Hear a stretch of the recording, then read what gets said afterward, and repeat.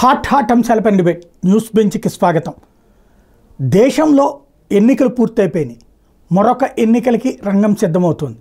అయితే దేశానికి సంబంధించి ఓ ప్రధానమైనటువంటి భయం కలిగించే పరిణామం కాశ్మీర్లో, అట్లాగే పంజాబ్లో ఖలిస్తానీ తీవ్రవాదుల మద్దతుదారులు జైల్లో ఉండి గెలిస్తే పంజాబ్లో, అలాగే వేర్పాటువాద పార్టీని ఓడించినటువంటి ఒక ఇండిపెండెంట్ మరొక వేర్పాటువాది భారీ మెజార్టీతో గెలవడం, ఈశాన్య రాష్ట్రాల్లో గందరగోళం అట్లాగే ఉంది.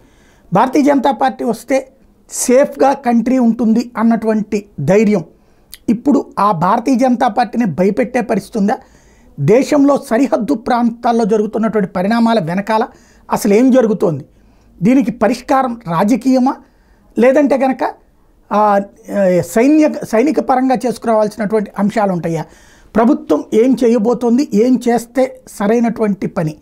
ఈ అంశాలకు సంబంధించి మనతో మాట్లాడేందుకున్నారు జాతీయవాద విశ్లేషకులు మామిడి గిరిధర్ గారు. నమస్తే అండి గిరిధర్ గారు. నమస్తే సాయి గారు. నమస్తే మీకు, మీ ప్రేక్షకులందరికీ నా నమస్కారాలండి. Thank you. ఈవేళ కాశ్మీర్లో జరుగుతున్న దాన్ని ఎలా అర్థం చేసుకోవాలి?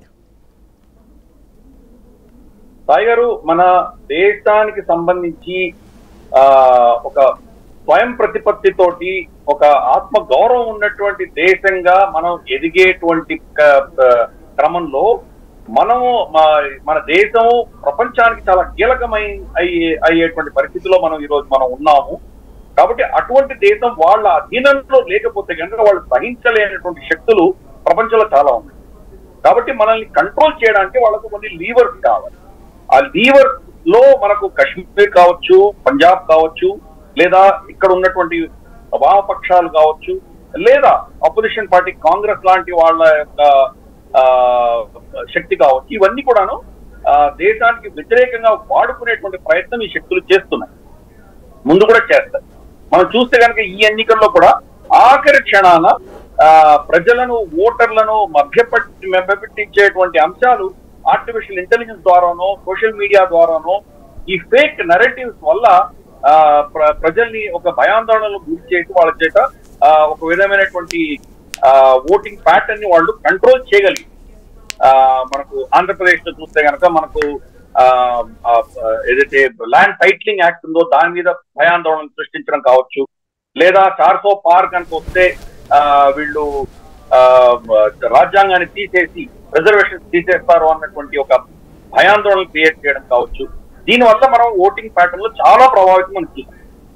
5 ఏళ్లుగా చేసినటువంటి డెవలప్మెంట్ కావచ్చు, కరోనా అప్పుడు చేసినటువంటి కావచ్చు, లేదా చైనీస్ సైనికులని, చైనీస్ ఆర్మీని ధీటుగా ఎదుర్కొన్నటువంటి అంశాలు కావచ్చు, G20 కావచ్చు, ఇతరత్ర గొప్ప గొప్ప అంశాలు ప్రభుత్వాలు చేసినా కానీ కూడా ఇవన్నీ ఒక ఎత్తు అయితే కనుక ఆఖరి క్షణంలో వచ్చేటువంటి ఫేక్ నరేటివ్ ని వాడుకుని ఈ శక్తులు ఈ దేశాన్ని కంట్రోల్ చేసే దిశగా వాళ్ళు ప్రయత్నిస్తారు.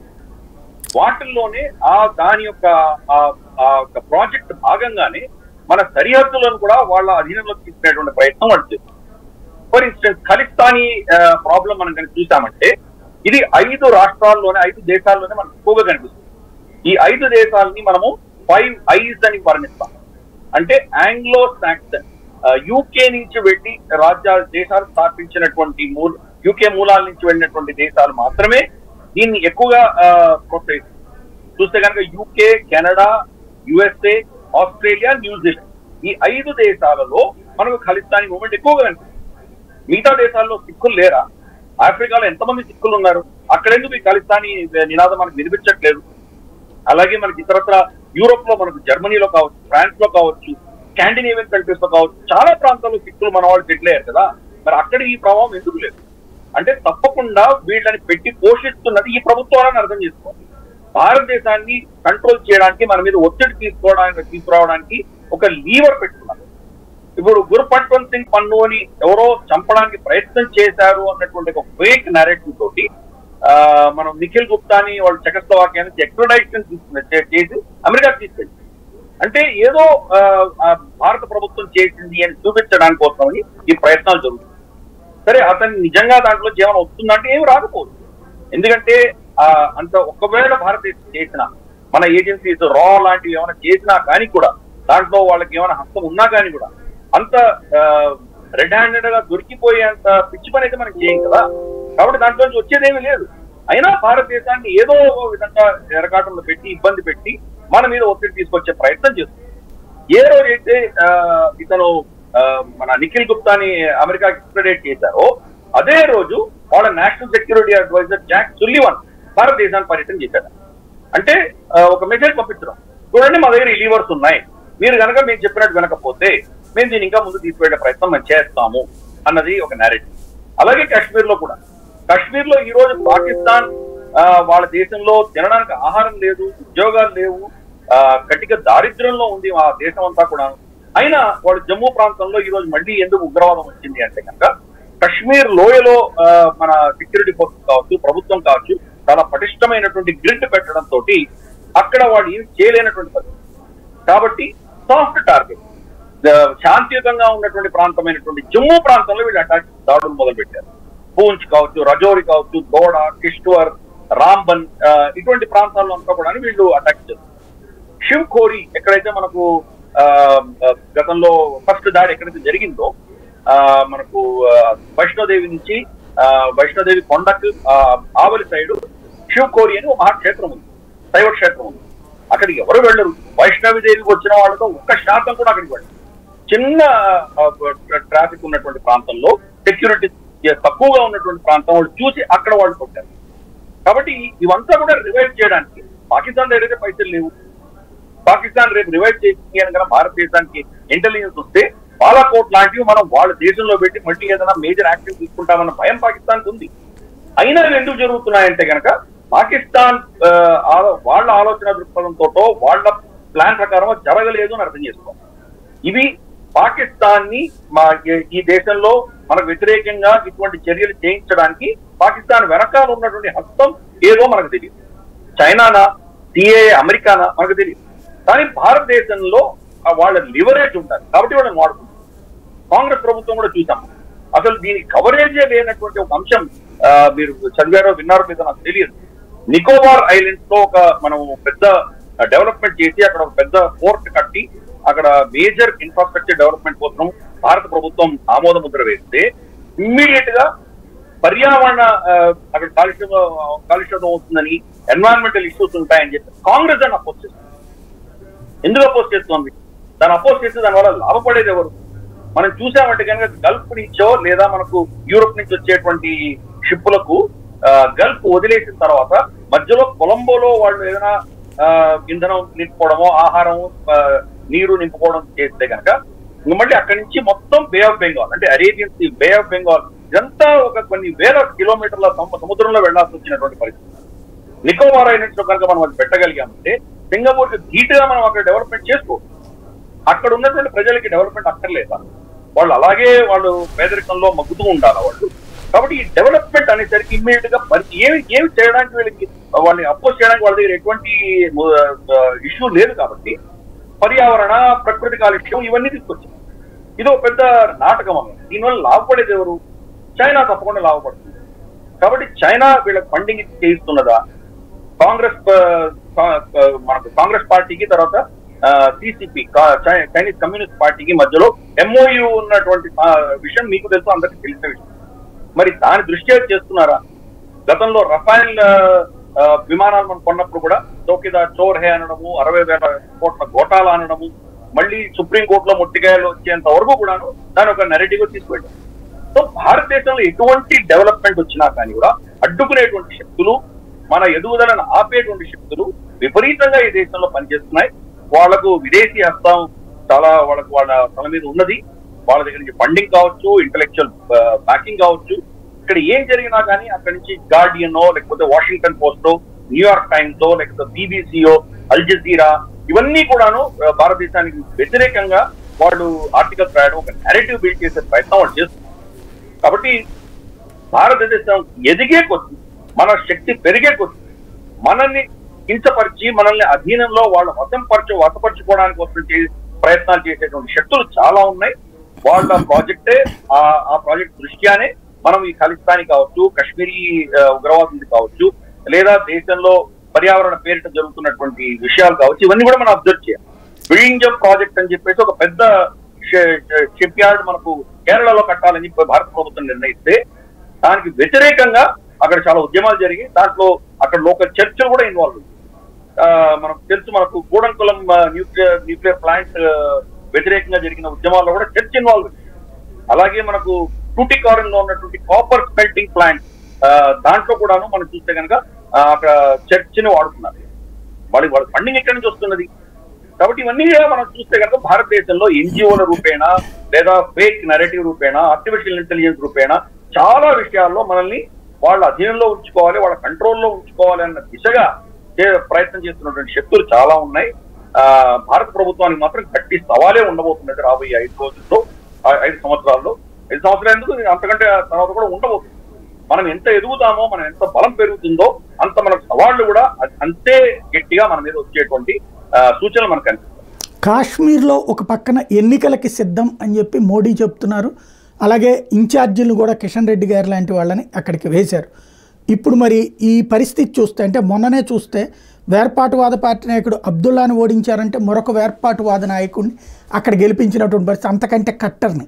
ఇప్పుడు అట్లాంటి సిచ్యుయేషన్లో కాశ్మీర్లో వేర్పాటువాదుల చేతిలోకి వెళ్లే ప్రమాదం ఉండదా? అంటే ఇది ఒకటి మనం గమనించాలి. ఇక్కడ కుటుంబ పార్టీలు నుంచి వచ్చినటువంటి ఇద్దరు క్యాండిడేట్స్ ని అక్కడ రిజెక్ట్ చేశారు. మహబూబా ముఫ్తీ కూడా అనంతనాగ్ లో ఓడిపోయింది ఆవిడ. ఒమర్ అబ్దుల్లా బారాముల్లాలో ఓడిపోయాడు. అంటే ఇంజనీర్ రషీద్ కి పడిన ఓటు ఏదైతే ఉందో అది ఇంజనీర్ రషీద్ వల్ల ప్రేమ వల్ల కాదు. ఈ కుటుంబ పార్టీలు మళ్ళీ ఇక్కడ రాకూడదు అన్నటువంటి ఒక నిగూఢమైనటువంటి ఒక డెసిషన్ అక్కడ ప్రజలు తీసుకున్నారు. కాబట్టి ఒమర్ అబ్దుల్లాని ఓడించడానికి వేసినటువంటి ఓటుగా మనం దాన్ని పరిగణలోకి తీసుకోవాలి. రేపు ఎన్ఐఏ మన అతనికి వచ్చి పార్లమెంట్ లో కూర్చొని ప్రమాణ స్వీకారం చేసి ఇక్కడ పార్లమెంట్ లో అటెండ్ అవ్వడానికి పర్మిషన్ ఇస్తుందా? డెఫినెట్ గా ఇవ్వదు. ఎందుకంటే అతను టెర్రర్ ఫండింగ్ లో ఇన్వాల్వ్ అయి ఉన్నాడు. కాబట్టి ఇంజనీర్ రషీద్ మాత్రం అటువంటి పర్మిషన్ ఇచ్చేటువంటి అవకాశాలు లేవు. కోర్టులు కూడా అది మనకు దేశ వ్యతిరేకమైన చట్టాలు కార్యకలాపాలలో అతను ఇన్వాల్వ్ అయ్యి ఉన్నాడు అని చెప్పి అతని మీద అభియోగం ఉంది. కాబట్టి కోర్టు కూడా అంత సునాయాసంగా అతనికి మనకు బెయిల్ ఇచ్చేటువంటి అవకాశాలు లేవు. అలాగే మనం చూస్తే అనంతనాగ్ లో గెలిచింది ఎవరు?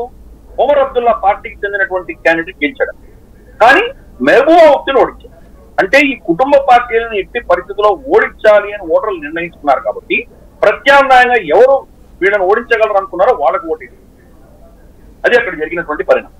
కాబట్టి దాన్ని మనం అక్కడ వేర్పాటువాదం పెరుగుతుందా అని అనుకోవడం బహుశా సమంజసమైనటువంటి నిర్ణయం కాదు, ఒక అనాలిసిస్ కాదు. మంచి పాయింట్. వేర్పాటువాద భావజాలం ఉన్నటువంటి వ్యక్తులు అదే ఆ రాష్ట్రంలో ఉన్నారు.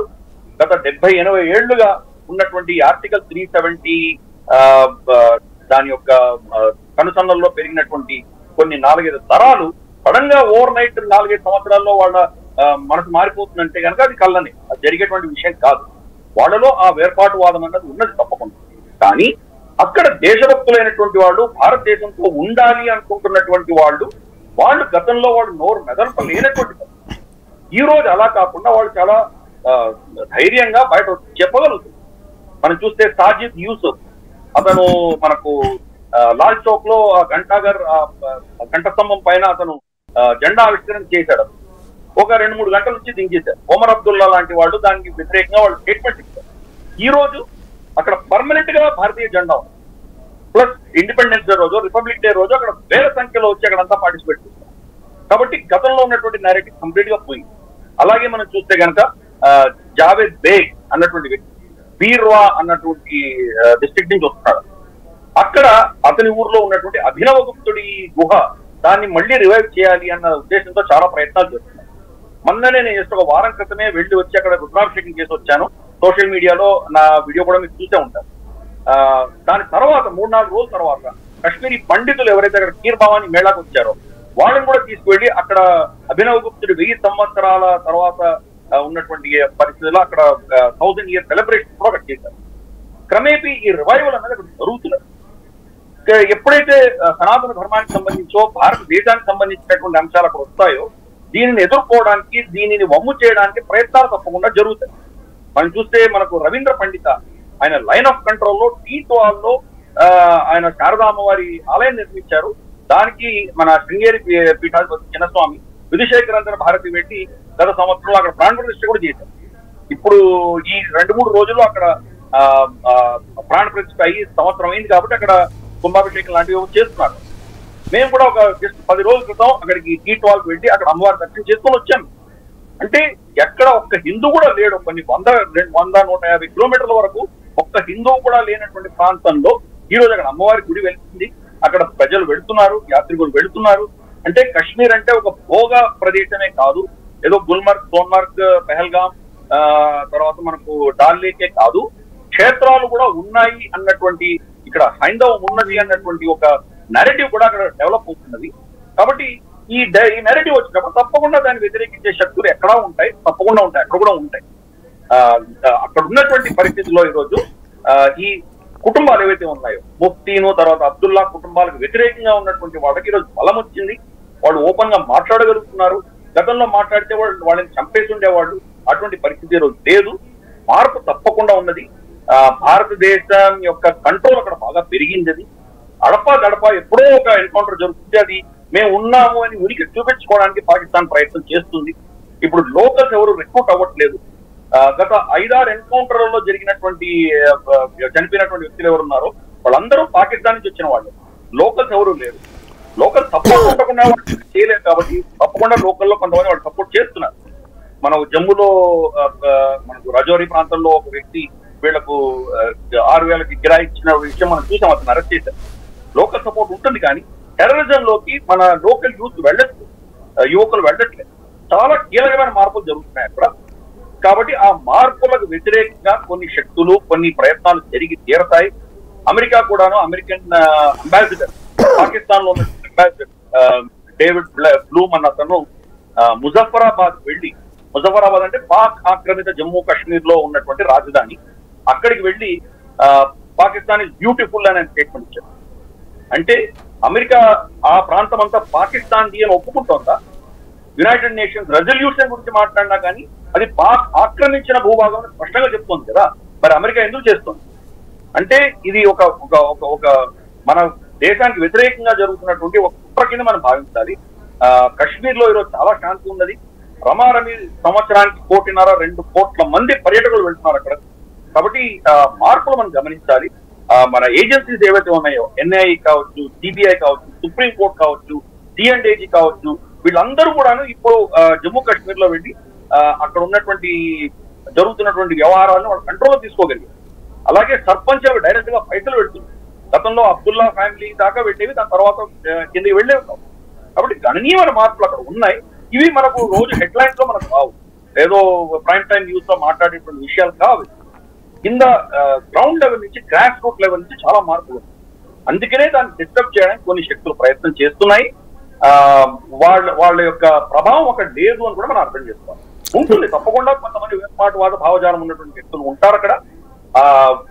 రావణ కాస్తం సడన్ గా దాన్ని మీరు తరలించలేరు కదా, కొంతకాలం పడుతున్నది. బహుశా ఇంకో 1 or 2 జనరేషన్స్ తర్వాత అది మారేటువంటి అవకాశాలు ఉన్నాయి. కానీ ఇప్పటికి మాత్రం ఒక 10-15 ఏళ్ల క్రితం ఉన్నటువంటి పరిస్థితి అయితే తప్పకుండా కాశ్మీర్లో లేదు. నేను కాశ్మీర్ సంవత్సరానికి 2-3 సార్లు కూడా పర్యటించిన దాఖలాలు ఉన్నాయి. అప్పుడు చూసిన కాశ్మీర్ వేరే, ఇప్పుడు చూసిన కాశ్మీర్ వేరే. దాల్ లేక్ లో వెళ్తే కనుక ప్రతి స్తంభాన్ని దగ్గర ఒక పోలీస్ లేదా ఒక ఆర్మీ ఆఫీసర్ ఉండేవాడు. ఈరోజు దాల్ లేక్ లో మీరు కిలోమీటర్ల తరబడి మీరు వెళ్ళినా కానీ ఒక్కరోడు కనిపిస్తారు మీకు. అంత శాంతియుతమైనటువంటి వాతావరణం వచ్చింది. దాన్ని జీర్ణించుకోలేనటువంటి శక్తులు తప్పకుండా ఇక్కడ ఏదో చేసే ప్రయత్నం చేస్తారు. మన సెక్యూరిటీ ఫోర్సెస్ వీళ్ళందరూ కూడాను చాలా అలర్ట్ గా ఉన్నారు, భద్రత మెయింటైన్ చేస్తున్నారు. చిన్న చిన్న ఘటనలు చూసి మనం ఏదో వాళ్ళు గెలిచారు అని అనుకోవడం చాలా తప్పు. రమారమి 99.9% అక్కడ వాళ్ళ కంట్రోల్ లేకుండా మన భారత ప్రభుత్వం, భారత ఏజెన్సీస్ కంట్రోల్ తీసుకున్నాయని మనం అర్థం చేసుకోవాలి. రైట్. మరొకటి, వాస్తవంగా దేశంలో ఎక్కడైనా సరే ఒక మనిషి ఇంకొక చోట భూములు కొనుక్కునేటటువంటి హక్కు ఉంటుంది. ఇప్పుడు మీరు అక్కడ చెప్పినట్టుగా కోట్ల మంది జనం, సందర్శకులు వెళ్తూ ఉన్నారు. ఆ మధ్యన చట్టం మార్చారు కదా, అక్కడ కూడా భూమి హక్కు అందరికీ అన్నటువంటిది. దాని ఇంపాక్ట్ ఎట్లా ఉంది? ఇతరులు అక్కడికి వెళ్తున్నారా కొనుగోలు చేయడానికి? ఇప్పటికి కూడా భయం అన్నది ఉన్నది. అక్కడ ఫస్ట్ కొన్నటువంటి వాళ్ళు ఎవరైతే ఉన్నారో, మనకు గతంలో ఆర్టికల్ 370 ఉన్నప్పుడు మీరు భూమి కొనుక్కోలేరు కానీ లీజ్ కి తీసుకోవచ్చు.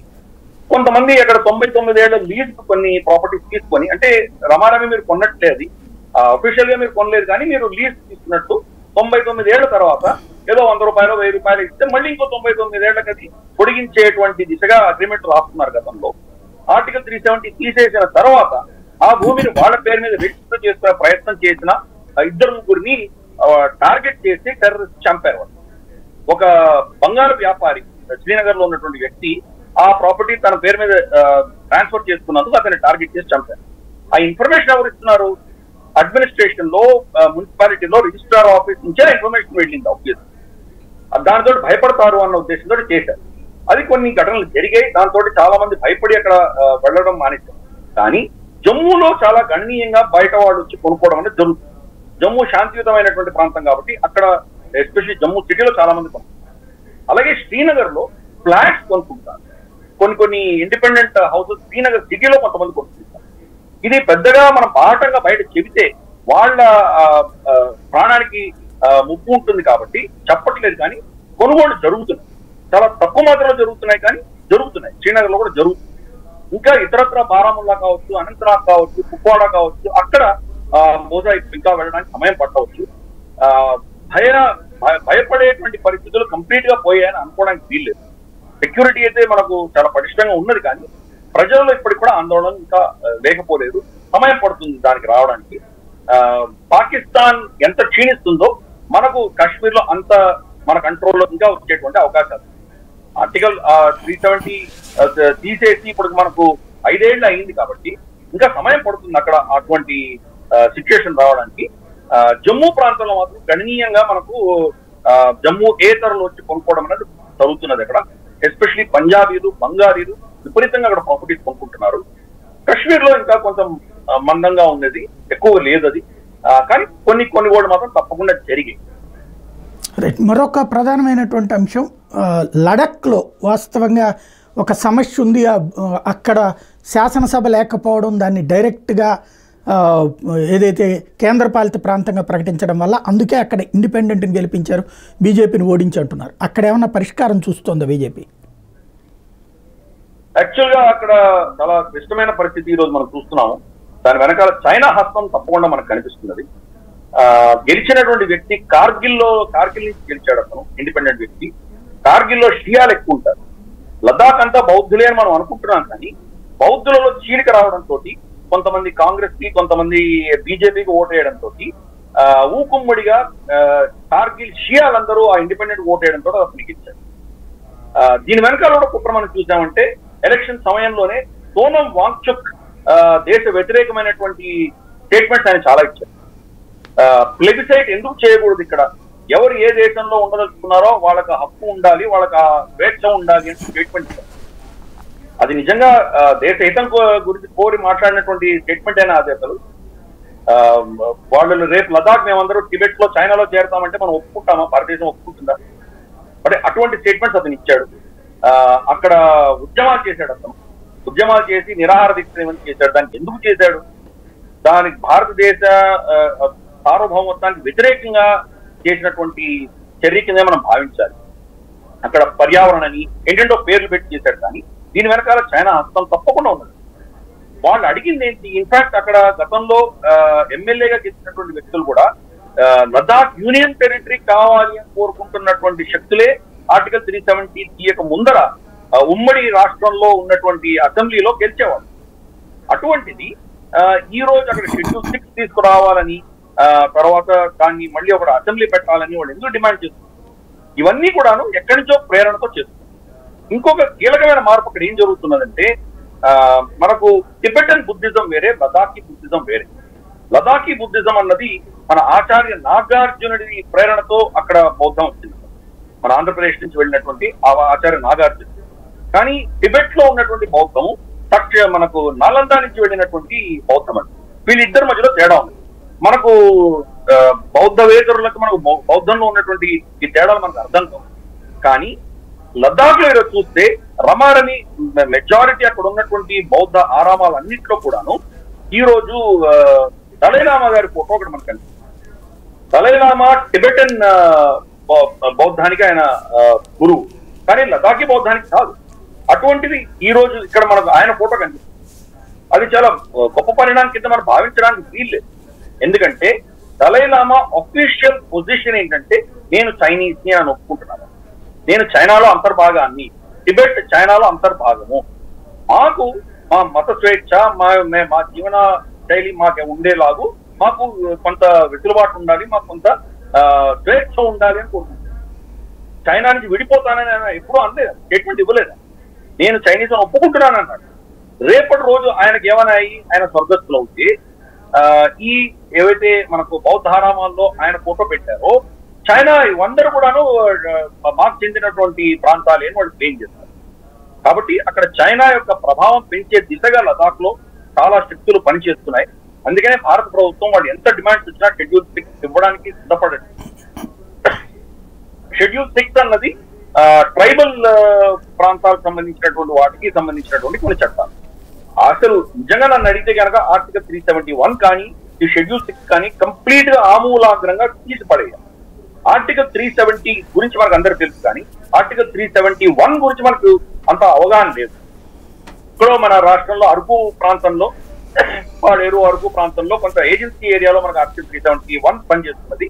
కొద్దిగా మనకు తెలుసు అక్కడ మనం ఎవరు భూములు కొనుక్కోలేము. కానీ ఈశాన్య రాష్ట్రంలో ఉన్న ఇంకా దౌర్భాగ్యమైన విషయం ఏంటంటే భారతీయులయ్యి ఉండి మన భారత భూభాగంలోకి వెళ్ళడానికి మనకు వీసా కావాలి. రేపు అరుణాచల్ వెళ్ళాలన్నా, నాగాలాండ్ వెళ్ళాలన్నా, మేఘాలయ వెళ్ళాలన్నా, మిజోరాం వెళ్ళాలన్నా మీకు వీసా కావాలి. ఆ వీసాని వాళ్ళు ఇన్నర్ లైన్ పర్మిట్ అని పిలుస్తారు. మీరు అరుణాచల్కి వెళ్ళాలంటే అప్లై చేయాలి, మీ ఆధార్ కార్డు, ఫోటోలు, అప్లికేషన్లు అన్ని ఇచ్చి ఎందుకు వెళ్తున్నారు ఇవన్నీ చెప్తే మీకు వారం రోజులు పర్మిషన్ ఇస్తారు. అంటే నా దేశంలో నేను వెళ్ళడానికి నా హక్కు లేదు. అలాగే నికోబార్ ఐలాండ్స్ లో కూడా మీకు వెళ్ళడానికి వీల్లేదు. అటువంటి వెసులుబాటు లదాఖ్ వాడుకు అక్కడ డెవలప్మెంట్ వాళ్ళకి అక్కర్లేదు. సోనం వాంగ్చుక్ చేసినటువంటి ఉద్యమం అంతా కూడాను ఇక్కడ మనకు లదాఖ్ లో మనుషులు లేదు. కొన్ని వేల చదరపు కిలోమీటర్లో మనకంతా ఒక పెద్ద ఎడారు ఉంటుంది. కొరికే చలి, సూర్యరశ్మికి అడ్డుపడనటువంటి పొల్యూషన్ లేనటువంటి ప్రాంతం అదంతా. మనం అక్కడ కొన్ని వేల చదరపు కిలోమీటర్లో సోలార్ ప్యానెల్స్ పెట్టుకుని మనం విద్యుత్ ప్రొడక్షన్ చేసుకోవచ్చు. దానికి ఎందుకు అపోజ్ చేస్తున్నాడు ఆయన? ఇది అర్థం చేసుకోవాలి. అలాగే అక్కడ ఉన్నటువంటి infrastructure development China Tibet side వాళ్ళు కంప్లీట్ గా డెవలప్ చేస్తున్నారు. ఇక్కడ మనం రోడ్లు వేసుకుని లైన్ ఆఫ్ యాక్చువల్ కంట్రోల్ దాకా మనం వెళ్ళేటువంటి ప్రయత్నం మనం చేస్తున్నాం. దాన్ని ఆయన ఎందుకు అపోజ్ చేస్తున్నాడు? ఇది అపోజ్ చేస్తే దీనికి ఎవరు లాభపడతారని అర్థం చేసుకోవాలి. జనరల్ రూల్ ఏంటంటే రమాన్ మ్యాగ్సెసే అవార్డు ఎవరెవరికి వచ్చిందో వాళ్ళందరి భావజాలం భారతదేశానికి వ్యతిరేకంగానే అనుకుంటున్నాం. ఈయన కూడా సోనం వాంగ్చుక్ రమాన్ మ్యాగ్సెసే అవార్డు వచ్చినటువంటి వ్యక్తి. కాబట్టి అక్కడ డెవలప్మెంట్స్ అన్నది మన దేశ అఖండతకు, మన దేశ భద్రతకు హాని కలిగించే దిశగా జరుగుతున్నది. అమాయక ప్రజలు పాపం బౌద్ధులు వాళ్ళు చాలా శాంతి కోరుకునేటువంటి వ్యక్తులు, అన్నం పుణ్యం ఎరగినటువంటి వాళ్ళు, వీళ్ళు చేస్తున్నటువంటి స్టేట్మెంట్స్, వీళ్ళు చేస్తున్నటువంటి ఉద్యమాలకు వాళ్ళు ప్రభావితమయ్యి అది సత్యమని నమ్మి మనకు వ్యతిరేకంగా వాళ్ళు ఉండేటువంటి ప్రయత్నం చేస్తున్నారు. ఇది చాలా దౌర్భాగ్యమైన విషయం. అది ఎప్పుడు కూడాను ప్రభుత్వము ఆర్మీతోటో అడ్మినిస్ట్రేషన్ తోటో ఏ ప్రాంతాన్ని వాడు కంట్రోల్లో ఉంచుకోలేదు. సైద్ధాంతిక పరంగా యుద్ధం చేయాలి. సైద్ధాంతిక పరంగా యుద్ధం చేస్తేనే మనం అక్కడ ఉన్నటువంటి నేరేటివ్స్ మనం ఓడించగలం. కాబట్టి దానికి ప్రత్యామ్నాయం మన దగ్గర కనిపించట్లేదు. ఈ రోజు బీజేపీ అక్కడ ఓడిపోయిందంటే దానికి కారణం ఏంటంటే బీజేపీ యొక్క పార్టీ అక్కడ వస్తున్నటువంటి నేరేటివ్స్ వ్యతిరేకంగా వీళ్ళు బలమైనటువంటి సమాధానం ఇవ్వలేకపోయారు కాబట్టి ఓడిపోయారు. అది మనం అర్థం చేసుకోవాలి. అక్కడ బీజేపీయా కాంగ్రెస్ అని కాదు, కానీ దేశ వ్యతిరేకమైనటువంటి ఒక నెరేటివ్ అక్కడ తయారైంది లదాఖ్ లో. అది మన దేశానికే చాలా ప్రమాదకరమైనటువంటి ఆందోళనకరమైనటువంటి విషయం. అది మరి భారత ప్రభుత్వం ఈ వచ్చే 5 ఏళ్లలో మరి అక్కడ ఉన్నటువంటి నెరేటివ్ ని ఎలా వీళ్ళు ఎదుర్కొంటారు, దాన్ని మళ్ళీ ఎలా శాంతియుతంగా ఉండేలాగా దాన్ని మార్పు తీసుకొస్తారు వేచి చూడాలి. ఇక పంజాబ్ దగ్గరకు వస్తే already Aam Aadmi party, Congress party, even మొన్న మళ్ళీ కాంగ్రెస్ పార్టీ పికప్ అయినటువంటి పరిస్థితి పార్లమెంట్ ఎన్నికల్లో. ఇటు డ్రగ్స్, ఖలిస్తానీ వాదం. మనకి భారతదేశంలో సెక్యూరిటీ పరంగా చూస్తే అత్యంత పవర్ఫుల్ మన సైన్యంలో ఉన్నటువంటి వాళ్ళల్లో ఎక్కువ మంది వాళ్లే ఉంటారు. దీనికి పరిష్కారం ఏంటి అసలు? పరిష్కారం ఇందాక నేను చెప్పినట్టు సిద్ధాంత పరంగానే చేయాలి. ఏదో అడ్మినిస్ట్రేటివ్ గా మీరు చేయలేదు. అక్కడ ఉన్నటువంటి భావజాలం ఎందుకు వస్తున్నది అది అర్థం చేస్తుంది. డ్రగ్స్ ఒకటే కారణం కాదు, దాంట్లో క్రమేపీ మనకు క్రిస్టియనైజేషన్ అవుతుంది. పంజాబ్ ఈ రోజు దేశంలో అందరికంటే చాలా ఫాస్ట్ గా క్రిస్టియనాలిటీ కన్వర్ట్ అవుతున్నటువంటి రాష్ట్రం ఏదైనా ఉందంటే పంజాబ్. అక్కడ వాళ్ళు సిక్ పగిడీలు వేసుకొని వాళ్ళు కన్వర్షన్ చేస్తారు.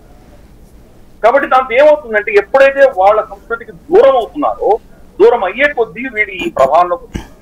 అలాగే కెనడా నుంచి వాళ్ళకి భయంకరమైన ఫండింగ్ వస్తుంది. చండీగఢ్ లో ఉన్నటువంటి కెనేడియన్ దూతావాస ఏదైతే వాళ్ళ రాయబారం ఆఫీస్ ఉన్నదో వాళ్ళు అక్కడికి ఫండింగ్ ఇస్తున్నారు. అక్కడ ఉన్నటువంటి వేర్పాటువాదులకి సునాయాసంగా వీసా ఇచ్చి మళ్ళీ తీసుకెళ్తున్నారు. మనం చూసాం 3 రోజుల క్రితం కెనేడియన్ పార్లమెంట్ లో నిజ్జర్ మృతికి సంవత్సరం అయిందని చెప్పి వాళ్ళు మౌనం పాటించారు ఒక నిమిషం. అంటే ఒక టెర్రరిస్ట్, ఆతంకవాది టెర్రరిస్ట్ చనిపోయినందుకు వీళ్ళు అతనికి శ్రద్ధాంజలి ఘటిస్తున్నారంటే ఆ దేశంలో ఆ ప్రభుత్వానికి ఎంత చిత్తశుద్ధి ఉందో, ఈ వేర్పాటువాదులకు ఎంత మద్దతు పలుకుతున్నారో అర్థం చేస్తారు. భారతదేశం వాళ్ళకి గుర్తు చేశాం మనం.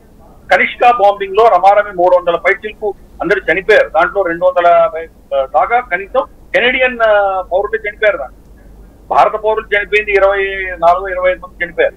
కానీ ఎక్కువ శాతం చనిపోయింది వాళ్ళు.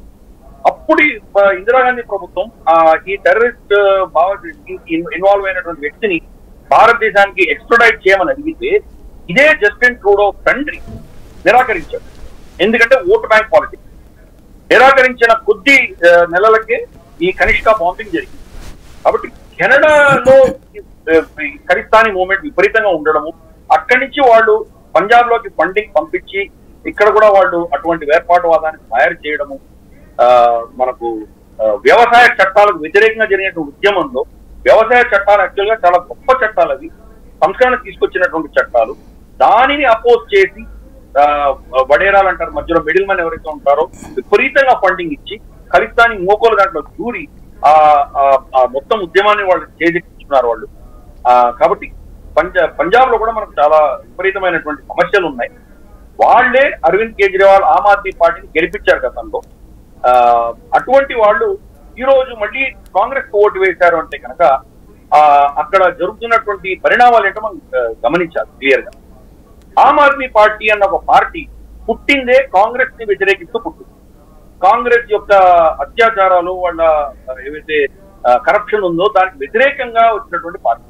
షీలా దీక్షిత్ వ్యతిరేకంగా చాలా స్టేట్మెంట్స్ ఇచ్చినటువంటి కేజ్రీవాల్ ఈ రోజు ఏమైంది, ఫిబ్రవరి మార్చ్ వరకు ఈ మన లిక్కర్ కుంభకోణంలో అరవింద్ కేజ్రీవాల్ ని అరెస్ట్ చేయాలి అని కోరినటువంటి కాంగ్రెస్ నేతలందరూ మార్చ్ వచ్చేసరికి ఎక్కడి నుంచి ఇన్స్ట్రక్షన్స్ వచ్చాయో ఈ రెండు పార్టీలు కలిసి వాళ్ళు ఒప్పందం చేసుకొని అలయన్స్ గా వాళ్ళు కూటమిగా ఏర్పడి వాళ్ళు పోరాటం చేశారు ఢిల్లీలో.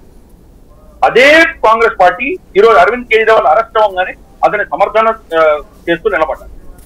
అంటే భిన్నమైనటువంటి భావజాలం ఉండి ఒకరికొకరు పెద్ద శత్రువులుగా ఉన్నటువంటి రెండు పార్టీలను కలపగలిగారంటే కనుక ఆ శక్తి ఎక్కడదో మనం అర్థం చేసుకోవాలి. అది భారతదేశంలో మాత్రం లేదు. ఇన్ఫాక్ట్ అరవింద్ కేజ్రీవాల్ కూడా రమోన్ మెగ్సెసే అవార్డు విన్నరే. కాబట్టి మనం అర్థం చేసుకోవాలి, ఈ యొక్క వీరిద్దరి మధ్యలో వివాహం అనేది భారతదేశంలో జరగలేదు, ఎక్కడో జరిగింది. కాంగ్రెస్ పార్టీ క్షీణించే కొద్దీ కాంగ్రెస్ పార్టీ యొక్క నేతృత్వాన్ని, ఓట్ బేస్ ని ఆమ్ ఆద్మీ పార్టీకి ట్రాన్స్ఫర్ చేయాలని వాళ్ళు నిర్ణయించారు.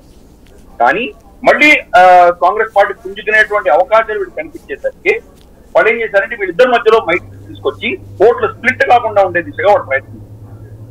అరవింద్ కేజ్రీవాల్ అక్కడ గత 8 సంవత్సరాలుగా వాళ్ళు పాలిస్తున్నటువంటి పరిస్థితుల్లో అక్కడ సమాజం చాలా అతలాకుతలం అయిపోయి, డెవలప్మెంట్ లేక డ్రగ్స్ బాగా పెరిగిపోయి, కన్వర్షన్స్ బాగా పెరిగిపోయి, అక్కడ లా అండ్ ఆర్డర్ అస్థిరత వచ్చేసి రక్షణ లేకుండా ఉన్న పరిస్థితుల్లో ప్రజలు త్రాహి అంటున్నటువంటి పరిస్థితుల్లో ఈ రోజు ఆమ్ ఆద్మీ పార్టీకి వ్యతిరేకంగా ఓటు వేయడం మొదలు. ప్రత్యామ్నాయం కనిపించదు. బీజేపీ అంటే ఒక సిక్కు వ్యతిరేక పార్టీ అని వాళ్ళలో విషన్ నింపేశారు. కాబట్టి బీజేపీ అక్కడ పుంజుకునేటువంటి పరిస్థితులు చాలా తక్కువ. బీజేపీ యొక్క రాష్ట్ర కార్యదర్శి మన తెలంగాణలో నుంచి వెళ్ళినటువంటి మంత్రి శ్రీనివాస్ గారు ఈ రోజు పంజాబ్ లో ఉన్నారు. ఆయన అక్కడ చాలా ప్రయత్నం చేసి ఓట్ షేర్ ని పెంచుకోగలిగారు. కనీసం ఈరోజు క్యాండిడేట్స్ అయినా ఈరోజు బీజేపీకి రాగలిగారు. ప్రయత్నం తప్పకుండా ఆయన చేశారు. 1-2 ప్రాంతాల్లో గెలిచేటువంటి అవకాశాలు కూడా ఉన్నాయి అని మనం చూసాం. కానీ అక్కడ ఉన్నటువంటి ఏదైతే మౌలికంగా వాళ్ళు హిందువులకు వ్యతిరేకంగా, భారతదేశానికి వ్యతిరేకంగా ఒక విధమైనటువంటి నెరేటివ్ తీసుకొచ్చారో, మీరు అడ్మినిస్ట్రేటివ్ పరంగానో పొలిటికల్ గానో మీరు దాన్ని హ్యాండిల్ చేయడం కంటే కూడా సైద్ధాంతిక పరంగానే దాన్ని హ్యాండిల్ చేయాలి. మోదీ గారు ఆ ప్రయత్నం చేస్తున్నారు. ఫర్ ఇన్స్టెన్స్ పట్నా సాహెబ్ గురుద్వారాకు పెట్టి ఆయన లంగర్ లో వెళ్ళడం కానీ, లేదా రికాబ్గంజ్ గురుద్వారా మన పాత పార్లమెంట్ బిల్డింగ్ కి రోడ్డు పక్కనే ఉన్నటువంటి రికాబ్గంజ్ గురుద్వారా అక్కడికి ఆయన పెట్టి ప్రార్థన చేసి రావడం కానీ ఇటువంటి మోదీ గారు చాలా చేశారు. అయినా కానీ కూడా ఈ శక్తులు ఏవైతే ఉన్నాయో దీనికి వ్యతిరేకమైన శక్తులు నిజంగా చూస్తే కనుక సిక్కులను కూచకోత వచ్చి వాళ్ళను హింసించినటువంటి పార్టీ అని ఏదైనా పేర్కొనాలంటే కాంగ్రెస్. అయినా ఈ రోజు మొత్తం కాంగ్రెస్ మీద ఉన్నటువంటి వ్యతిరేకతని బీజేపీకి వ్యతిరేకంగా తీర్చిదిద్దగలిగారంటే ఈ శక్తుల ప్రభావం ఎంత ఉందో మనం అర్థం చేసుకోవాలి. అందుకే నేను ఇందాక ఫస్ట్ లోనే చెప్పాను, ఖలిస్తానీ మూవ్మెంట్ ని సపోర్ట్ ఇస్తున్నది 5 ఆంగ్లో సాక్సన్ దేశాలు, 5 దేశాలు ఏవైతే ఉన్నాయో అవే పోషిస్తున్నాయి. వాళ్లే ఫండింగ్ ఇస్తున్నారు, వాళ్లే దీన్ని సమర్థిస్తున్నారు. పాకిస్తాన్ కూడా వాళ్లే వాడుకుంటున్నారు. పాకిస్తాన్ ఒక రెంటియర్ స్టేట్. తమను తాము వాళ్ళు ఒక కిరాయికు వినియోగిస్తూ ఎవరైనా కావాలంటే కిరాయిగా నిలబడేటువంటి పరిస్థితి పాకిస్తాన్ దగ్గర ఉంటుంది. ఎవరేం చెప్తే అది వింటారు. ఖతార్ లో ఫుట్బాల్ మ్యాచ్ కి సెక్యూరిటీ ప్రొవైడ్ చేయడానికి వీళ్ళ సైన్యం పెట్టారు. పాకిస్తానీ సైన్యం ఏమైనా పోలీస్ ఆఫీసర్ల సెక్యూరిటీ ప్రొవైడర్సా? మనం ఏదైతే ప్రైవేట్ సెక్యూరిటీ ఆపరేటర్లు పెడతామో అలాగే పాకిస్తాన్ ఆర్మీని పెట్టారు. అంటే ఎవరు పైసలు ఇస్తే వాళ్ళ దగ్గర వెళ్ళి పని కూలీ నాలి చేయడానికి సిద్ధంగా ఉన్నటువంటి దేశం పాకిస్తాన్. ఈ రోజు ఖలిస్తాన్ లో మనకు ఉన్నటువంటి ప్రాబ్లమ్స్ వెనకాల మన పాకిస్తాన్ హస్తం ఉంది అనుకోవడం చాలా తప్పు. పాకిస్తాన్ తప్పకుండా దాని వాళ్ళు చేయాల్సింది చేస్తున్నారు. కానీ పాకిస్తాన్ చేయించేటువంటి శక్తులు పాకిస్తాన్ వెనకాల ఉన్నాయని అర్థం చేసుకోవాలి. పాకిస్తాన్ కి ఫండింగ్ ఇస్తున్నారు, పాకిస్తాన్ ఇలా చేయమని వాళ్ళు ఇన్స్ట్రక్షన్స్ ఇస్తున్నారు. ఇన్స్ట్రక్షన్స్ ఇవ్వడం వల్ల ఈ రోజు పాకిస్తాన్ కి IMF లోన్స్ వస్తున్నాయి, లేదా ఇతరత్ర వాళ్ళ అప్పులని మాఫీ చేస్తున్నారు, లేదా వాళ్ళ అప్పులని కొంతకాలం పొడిగించే దిశగా వాళ్లకు అప్రోచ్ ఎందుకు వస్తున్నాయి? ఎందుకంటే భారతదేశంలో వాళ్ళ యొక్క ఇంట్రెస్ట్ కాపాడుకునే దిశగా పాకిస్తాన్ ని వాడుకుంటున్నారు. కాబట్టి డైరెక్ట్ గా పాకిస్తాన్ ని మనం దోషిగా పెట్టడానికి వీల్లేదు. పాకిస్తాన్ అన్న దేశం కంప్లీట్ గా కొలాప్స్ అయిపోయింది.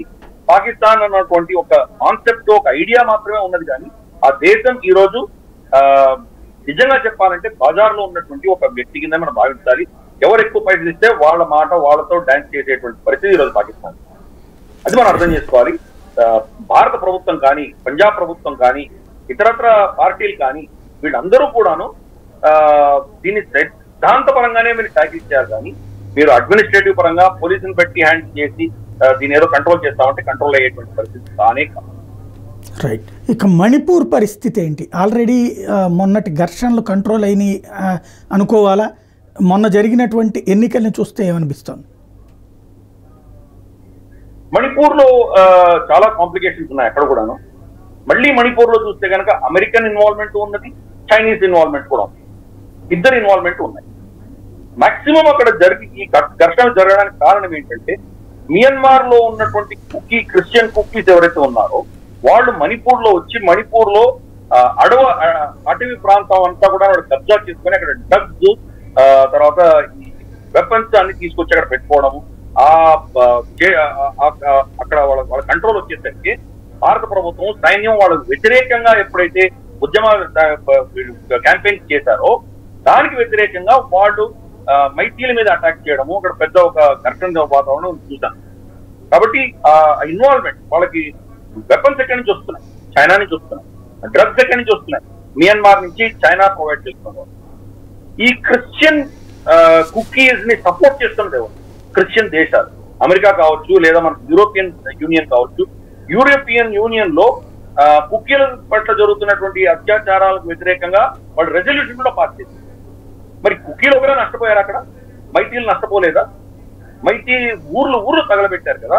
ఎన్నో మంది, వందల మంది స్త్రీలను మానవంగాలు చేశారు. చిన్న పిల్లల్ని, అన్నం పుణ్యం ఎరగినటువంటి స్కూల్ పోతున్న పిల్లల్ని వాళ్ళు కూచగొట్ట పోచారే.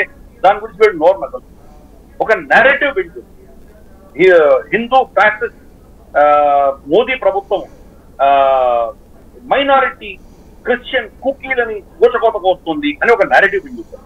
కానీ దాని వెనకాల ఉన్నటువంటి శక్తులు నిజంగా మణిపూర్ లో ఉన్నటువంటి కుకీలు వాళ్ళ ఇన్వాల్వ్మెంట్ చాలా తక్కువ ఉన్నది. వాళ్ళు కూడా నష్టపోయారు కొంత మాకు. కానీ మాక్సిమం ఈ అత్యాచారాలు చేసింది మియన్మార్ నుంచి వచ్చినటువంటి కుకీ. ఈ రోజు చూస్తే కనుక మయన్మార్ ప్రభుత్వం కంట్రోల్ దాటిపోయింది. మయన్మార్ ఒక దేశం ఎలా ఉంటుందంటే మధ్యలో పల్లె ప్రాంతం ఉంటుంది, చుట్టూదనంతా పర్వత ప్రాంతాలు ఉంటాయి. పర్వత ప్రాంతం అంతా కూడా రమారని వాళ్ళ ఆర్మీ కంట్రోల్ దాటిపోయింది. వాళ్ళ ఆర్మీ కంట్రోల్ నుంచి ఈ ఎవరైతే వేర్పాటువాదులు ఉన్నారో వాళ్ళు కంట్రోల్ తీసుకున్నారు. అలాగే భారత సరిహద్దుల్లో ఉన్నటువంటి ప్రాంతాలు కూడా వాళ్ళ కంట్రోల్లోకి వెళ్ళిపోయింది. మణిపూర్ లో మనం ఇంకో విషయం అర్థం చేసుకోవాలి ఏంటంటే మనకు వాళ్ళకు ఉన్నటువంటి అవినాభావ సంబంధాలు కావచ్చు, లేదా కుటుంబ పరమైనటువంటి బాంధవ్యాలు కావచ్చు. దీనివల్ల అక్కడ మనం బార్డర్ ఫెన్సింగ్ పెట్టుకోలేదు. ఎలాగైతే నేపాల్తో మనకు బార్డర్ ఫెన్సింగ్ పెట్టుకోలేదో, నేపాల్కి మనం ఎవరు వీసా లేకుండా వెళ్ళవచ్చు, పాస్పోర్ట్ లేకుండా వెళ్ళవచ్చు. వాళ్ళు ఇక్కడ పెళ్లి చేసుకోవచ్చు, ఇక్కడ వాళ్ళు ఉద్యోగాలు చేయొచ్చు, ఇన్ఫాక్ట్ మన సైన్యంలో కూడా పనిచేయచ్చు, భారత ప్రభుత్వంలో పనిచేయచ్చు వాళ్ళు. మనం కూడా అక్కడికి వెళ్ళి ఉండవచ్చు. ఇటువంటి యొక్క ఓపెన్ బార్డర్ సిస్టమ్ మయన్మార్ తో కూడా ఉంది. 15 కిలోమీటర్ల వరకు మయన్మార్ లో మీరు నేను కూడా వెళ్ళి రావచ్చు వీసా లేకుండా. అలాగే వాళ్ళు ఇక్కడ వచ్చేవారు. దీని అడ్వాంటేజ్ గా తీసుకుని కుకీలు చేసినటువంటి అత్యాచారాల వల్ల ఈ రోజు భారత ప్రభుత్వం అక్కడ ఫెన్సింగ్ పెట్టాలి అని నిర్ణయించింది. దానికి వ్యతిరేకంగా అక్కడ మళ్ళీ ఉద్యమాలు జరుగుతున్నాయి. అందుకనే ఈ యొక్క అస్థిర పరిస్థితి ఈ రోజు కూడా మణిపూర్ లో ఉంది. ఒక ఏదో 2-3 మోరే లాంటివి, ఒకటో రెండో పాయింట్స్ మేము ఓపెన్ చేస్తాము, అక్కడి నుంచి మాత్రమే వెళ్ళండి, మిగతా మేము ఫెన్సింగ్ కడతాము అని భారత ప్రభుత్వం ఎప్పుడైతే నిర్ణయించిందో, వాళ్ళకి ఇంతవరకు ఉన్నటువంటి ఫ్రీ యాక్సెస్ పోతుందన్న భయంతో అక్కడ ఇంకా కూడా ఇప్పుడు కూడాను ఒక ఉద్రిక్త పరిస్థితి అక్కడ ఉన్నది. ఇది మనం ఏదో ఒక మతపరమైన విషయమో లేకపోతే ఒక తెగలకు సంబంధించిన విషయం కింద మనం చూడడానికి వీల్లేదు. భారతదేశానికి వ్యతిరేకంగా జరుగుతున్నటువంటి ఒక అంతర్జాతీయ కుట్రగా మనం భావించాలి. దీంట్లో డ్రగ్స్ ఇన్వాల్వ్ అయి ఉన్నాయి, చైనా ఇన్వాల్వ్ అయి ఉంది, చర్చ్ ఇన్వాల్వ్ అయి ఉంది, దీంట్లో అమెరికా ఇన్వాల్వ్ అయి ఉంది. ఇలా ఎన్నో వర్గాలు దాంట్లో ఇన్వాల్వ్ అయి ఉన్నాయి. కాబట్టి దాన్ని అదుపులో తీసుకోవడం అంత సులభమైన విషయం కానే కాదు. చూద్దాం రాబోయే రోజుల్లో మరి ఈ ఫెన్సింగ్ వచ్చి మన సైడ్ ఉన్నటువంటి మియన్మార్ కుకీలని మనం అరెస్ట్ చేసి వాళ్ళని మళ్ళీ డిపోర్ట్ చేయగలిగి ఇవన్నీ చేయగలిగితే క్రమేపీ మళ్ళీ మన కంట్రోల్లో వచ్చేటువంటి అవకాశాలు ఉన్నాయి. ఇది తొందరగా ఈ సమస్యని పరిష్కరించేటువంటి పరిస్థితి లేదు, కొంత సమయం పడుతుంది ఇది. అందుకనే భారత ప్రభుత్వం అక్కడ ఉన్నటువంటి చీఫ్ మినిస్టర్ ని తీయలేదు. ఎందుకంటే అక్కడ వ్యక్తి కంటే చాలా ఇంపార్టెంట్ అయినది అక్కడ ఉన్నటువంటి పరిస్థితులు. కాబట్టి కన్సిస్టెంట్ గా మన భారత ప్రభుత్వం అక్కడ వాళ్ళు చేయవలసింది చేస్తూ వెళ్తున్నారు, సైన్యం చేయవలసింది చేస్తూ వెళ్తున్నారు. సమయం పడుతుంది, దీన్ని మన అధీనంలో తీసుకుని తీరుతామని వాస్తవంగా ఇంతకు ముందంతా ఒక స్థిరమైన నిర్ణయాలు తీసుకోవడానికి, బలమైనటువంటి నిర్ణయాలు తీసుకోవడానికి సరైనటువంటి బలం ఉంది భారతీయ జనతా పార్టీకి సొంతగా.